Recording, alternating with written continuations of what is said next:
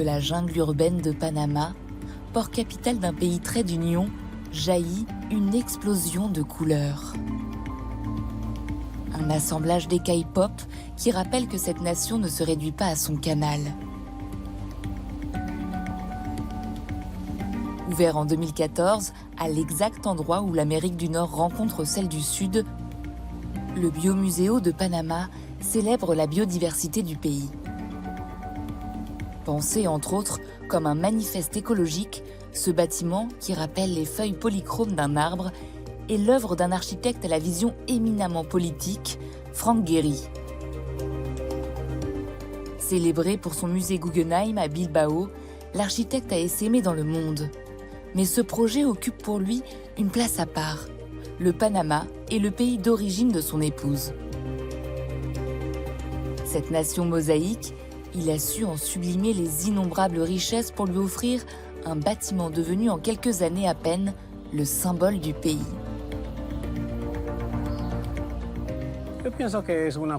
C'est une grande fierté pour nous que Gehry se soit inspiré de nos savoirs traditionnels, de nos expériences, de nos modèles culturels. Ainsi, tout cela prouve notre existence en tant que peuple autochtone.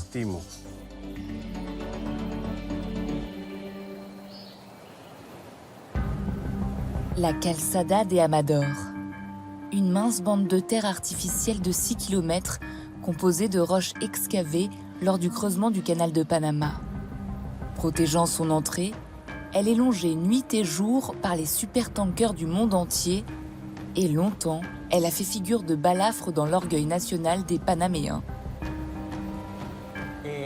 La Calçada de Amador a été pendant une grande partie du XXe siècle une base militaire. Elle faisait partie de la zone du canal, un territoire sous contrôle américain, cédé aux États-Unis pour la construction du canal en 1903. Bien que le Panama soit indépendant depuis 1903, il a fallu attendre plus de 70 ans pour que cette zone soit reconnue comme pleinement panaméenne. En 1977, les traités Torrijos-Carter sont finalement signés et permettent la rétrocession de certaines terres. La Calçada de Amador a été parmi les premières à revenir au Panama, ce qui lui confère une place à part. Pour tous les Panaméens, elle devient un endroit très attractif, populaire.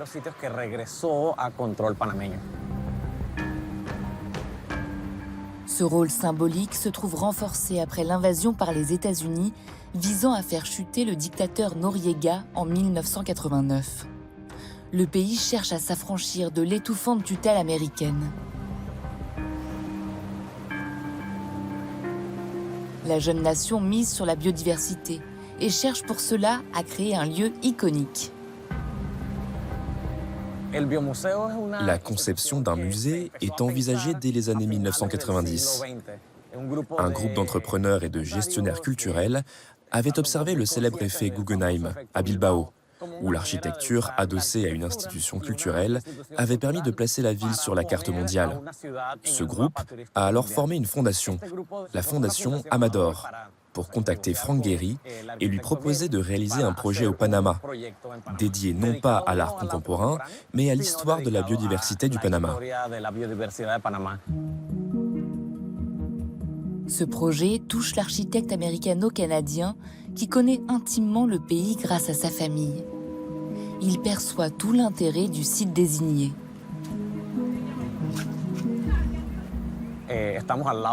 On se trouve au bord du canal et d'un pont très emblématique reliant les deux continents, le pont des Amériques. Et le Panama est bien ce point de contact, ce pont entre les cultures, les idées et les gens. Et puis tous les navires entrant dans le canal passent à côté de cette zone. Presque tous les avions qui approchent de l'aéroport tournent au-dessus de cette parcelle. Ainsi, tout ce que l'on place ici est amené à devenir facilement un symbole, un monument d'importance. Après des décennies de présence militaire, le site est en friche. Pour le réintégrer au tissu urbain, Gehry fait un premier choix, celui de la couleur. Comme celle joyeuse qu'il observe sur les toitures en tôle ondulée ou les bus multicolores de la ville. Ces couleurs, on les retrouvera plus tard sur le bâtiment. Il y a des murs de couleurs revêtus de stuc, de couleurs peintes, de couleurs vives. Les toits sont également métalliques, faisant clairement penser à la ville de Panama. Ainsi, ce sont des matériaux, des couleurs et des textures qui sont connectés à la réalité panaméenne, mais qui sont transformés par l'œil créatif de Guéry. Au Panama, j'ai fait un bâtiment avec des couleurs très vives. Et il y avait des raisons à cela. Du côté de l'Atlantique, à 80 km de là, il y a beaucoup de pauvreté. Ce sont des peuples autochtones et ils sont très colorés. J'ai donc souhaité les évoquer, les inviter à cette table. Pour gagner cette région vantée par Guéry, il faut descendre le canal vers le nord et pénétrer le pays jusqu'au lac Gatún. Ici se trouve le territoire des Emberas. Ce peuple vit en communautés regroupées autour de villages traditionnels, comme celui de Eyadrúa. Toutes les couleurs sont dans la nature. Que nous offre-t-elle? Où sont-elles? Il y a les fleurs qui sont vertes. Il y a le bleu de la mer. Il y a le ciel. Quand tous les fruits mûrissent, il y a la couleur jaune et les fleurs qui sont rouges. Le monde des Emberas s'inspire de cela, de ces couleurs qu'ils aperçoivent et retranscrivent dans leurs maisons et leurs vêtements traditionnels.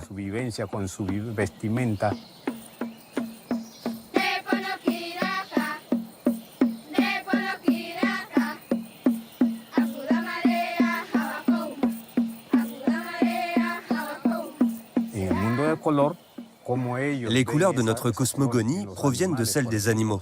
Par exemple, ce perroquet que vous voyez ou entendez, il a une couleur verte. C'est la pureté, la vie. Et tous les animaux ont une couleur différente. On s'inspire de cela. Il n'y a rien à créer, rien à faire. Tout est simplement dans la nature. Au-delà des couleurs, c'est aussi une certaine vision de l'architecture à laquelle Franck Guéry est confronté sur ces terres panaméennes. Cette maison que vous voyez ici s'appelle Hambadé. Cela signifie maison de la pirogue. C'est le bateau que nous utilisons. Cela a une signification symbolique. Tout y est entrelacé, imbriqué, comme dans une pirogue. En haut, la croix est ce que nous appelons la poutre. C'est ce qui supporte le poids et maintient tout l'ensemble. Ici, toute la structure est faite de troncs, de poteaux, qui sont placés un par un tout autour.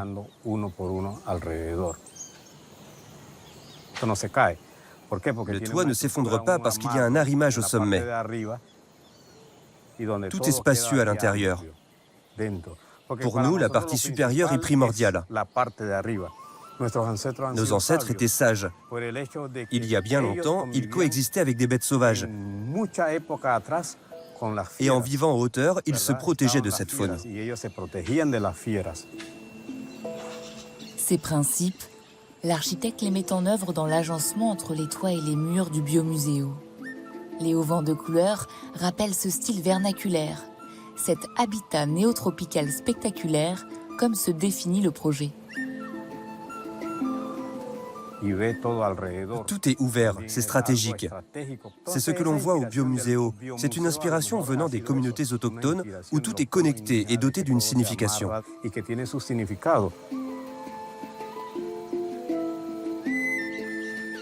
Mais c'est surtout la place donnée à la nature par les peuples originels du Panama que Guéry va reprendre à son compte.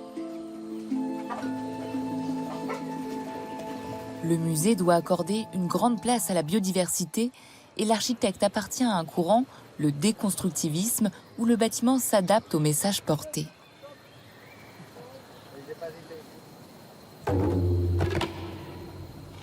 Guéry n'a qu'à puiser dans les alentours immédiats du musée, Panama étant l'une des rares capitales d'Amérique centrale à disposer d'une jungle urbaine, le parc naturel métropolitain.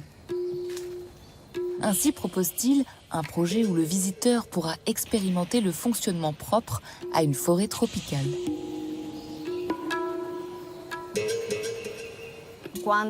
Lorsque vous transposez cela à la manière dont fonctionne une forêt, vous pouvez retrouver les différents niveaux d'un espace boisé. Vous avez la partie basse où se trouvent les racines et le sol. Ensuite, vous avez le niveau moyen, les troncs d'arbres et enfin la canopée avec ses ouvertures, ses branches, le toit des arbres. On retrouve ces cimes qui se chevauchent sans se couvrir complètement.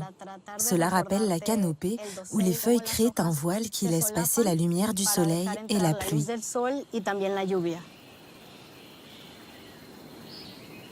Le parc naturel métropolitain ouvre un corridor biologique entre le sud et le nord de l'isthme qui garantit aux animaux la possibilité de passer des forêts du Pacifique à celles de l'Atlantique.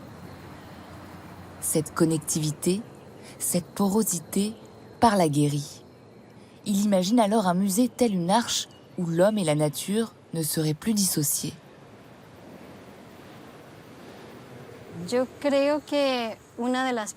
Je pense que l'une des premières choses qui a inspiré Franck, c'est la jungle elle-même, la manière dont cet écosystème interagit.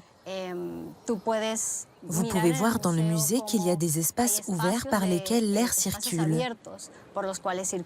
Si vous vous placez sous un arbre, après avoir beaucoup pris le soleil, vous ressentez cette sensation thermique. Votre température se régule.